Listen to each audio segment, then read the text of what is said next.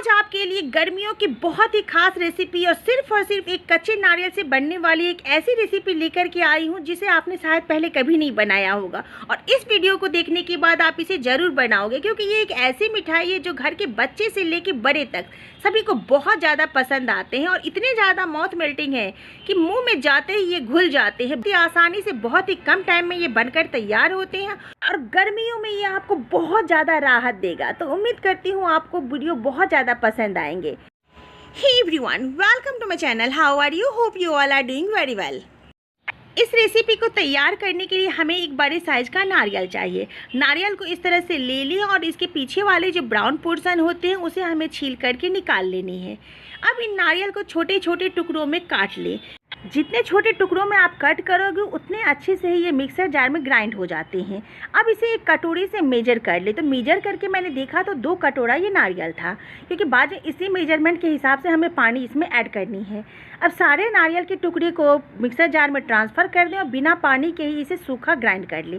तो ये देखिए बुरादा के रूप में ये हो चुका है, बहुत अच्छे से ग्राइंड हो चुके हैं। अब हमने नारियल को जो मेजर किया था वो 2 कटोरा था, तो मैं इसमें 1.5 कटोरी पानी मिला रही हूँ।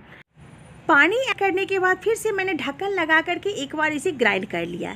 अब सारे नारियल को हमें छान लेनी है, क्योंकि हमें नारियल का दूध चाहिए है। इसे अच्छे से किसी स्पून या फिर कलछी से दबा दबा करके पूरा दूध इसका निकाल लें, क्योंकि हमें दूध का ही इस्तेमाल करना है इसमें। बहुत आसानी से नारियल का दूध निकल जाता है।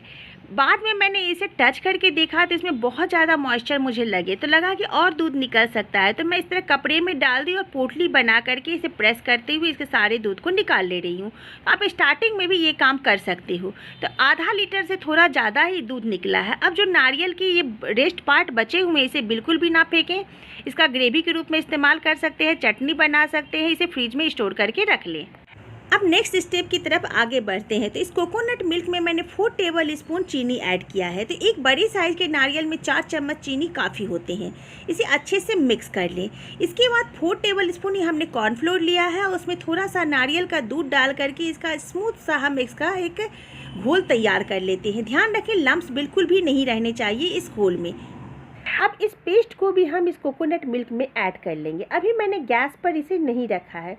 ये सारे काम हमें गैस पर रखने से पहले ही कर लेनी है और इसे अच्छे से हम मिक्स कर लेंगे। तो ये मैंने इसे अच्छे से मिक्स कर लिया है। अब मैं इसे गैस के फ्लेम पर मैं चढ़ाती हूँ और मीडियम फ्लेम पर में ही हमें सारे काम करनी है, क्योंकि हमने इसमें कॉर्नफ्लोर ऐड किया है। तो अगर आप हाई फ्लेम पे करोगे तो कॉर्नफ्लोर तली में चिपकने लगेंगे और टेस्ट बहुत ख़राब हो जाता है। तो लो टू मीडियम फ्लेम पर में ही हमें इसे लगातार चलाते हुए पकानी है। लगातार स्टर करने से इसमें लम्प्स बिल्कुल भी नहीं पड़ते हैं। आप देखोगे कि 2-3 मिनट में ही ये गाढ़ा होना स्टार्ट हो जाता है।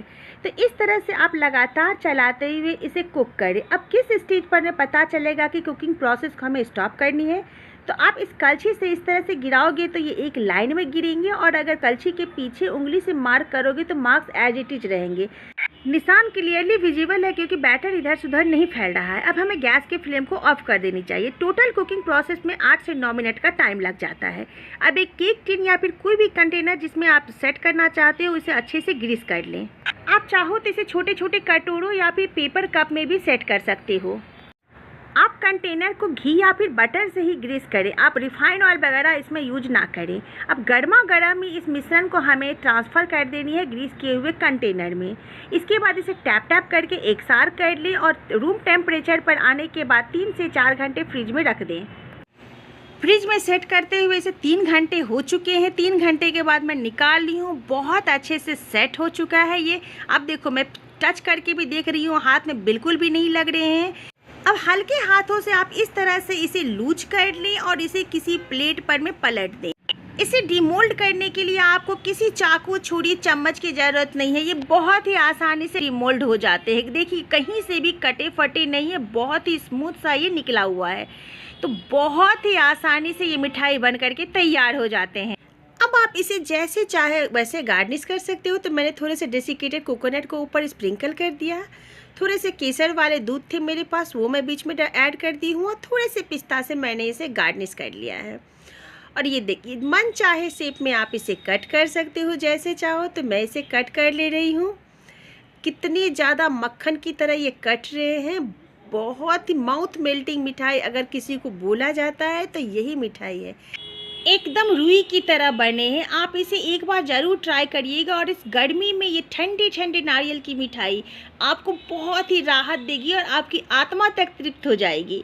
मेरे घर में तो सभी को बहुत ज़्यादा पसंद आए। इसे निकालिएगा बहुत ही ज़्यादा केयरफुली, क्योंकि ये बहुत ही सॉफ्ट होते हैं। अगर झटके से आप निकालोगे तो ये बीच से टूट सकते हैं। तो ये आप देख सकते हो, मैं आपको कट करके दिखा रही हूँ कितने ज़्यादा ये सॉफ्ट बने हैं। बहुत ही अमेजिंग सी ये मिठाई बन करके तैयार हो गई है। इस गर्मी में ये ठंडी ठंडी और वो भी नारियल से बनी हुई मिठाई, इसके क्या कहने। तो आप इसे एक बार ज़रूर ट्राई करिएगा, आपको बहुत बहुत बहुत पसंद आएंगे। और पसंद आए तो प्लीज़ एक लाइक कर दीजिएगा, अगर चैनल पर नए हैं तो सब्सक्राइब भी कर दीजिएगा। मिलती हूँ नेक्स्ट वीडियो में एक नई रेसिपी के साथ। Till then take care and bye bye.